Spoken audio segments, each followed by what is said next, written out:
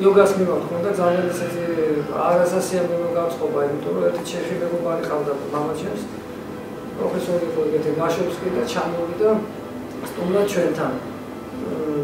რომ შევეკითხო, მეგონა რომ იქნებოდა ერთი 70 წლის თეთრ შეხედულება ჰქონდა ძალიან დიდი.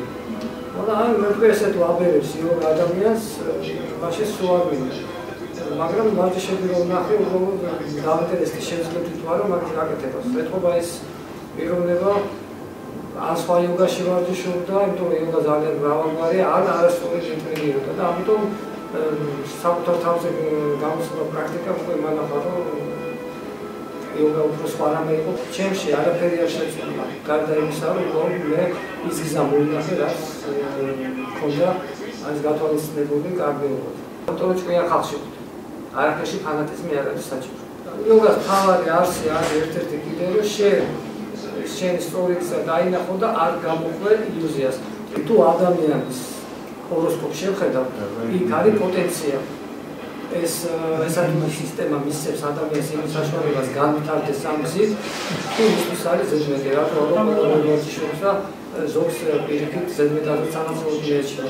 ეთქობა მე მქონდა ჩადებული ჩემს ჰოროსკოპში, მე შემოწვა ამ გზაზე წასვლა და ამიტომაც მე გავაგრძელე.ებში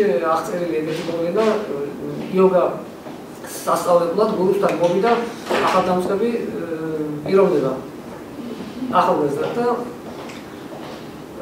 მასწავლებელი ეუბნება როგორ გინდაო შენ იოგა როგორ და აი როგორც მოყაროს უნდაო და შემდეგ უნდა გახდეს პროფესიონალი ისწავლოსო აი როგორც მასწავლებელთან მოვედი და მასწავლეო და შენ დარწმუნებული ხარ რომ ყველაზე მეტად გინდაო კიო მე ყველაზე მეტად ცხოვრებაში ყველაზე მეტად იოგა გინდაო მაშინ წარმოდიო და ესე წყლით სავსე საათლი იდგა და ჩააყოფინა თავი და ეხლა მოსავლეც დაემორჩილა და როცა უკვე აღარ იყო თავის ამოყოფა ესა გადაწყვიტა ამან დაიჭირა მაინც ცოტა რომ ვაწვალა მე ამოყოფინა თავი და უთხრა რომ რა გინდა ყველაზე მეტადო და ჰაერიო აი როცა ესე მოგინდება იოგა მე მოდიო და ადამიანს თუ ადამიანი შეიძლება იყოს გლეხი და თოხნიდეს ხო და იმითი მოხდეს მისი გასხივოსნება ის იყოს მისი იოგა ეს სპორტსმენი ან ცხენოსანი ჯირითობდეს ამიტომ ყველას აქვს თავის გზა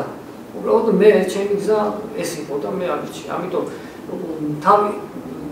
თავი არის განსაზღვრული რა მინდა მე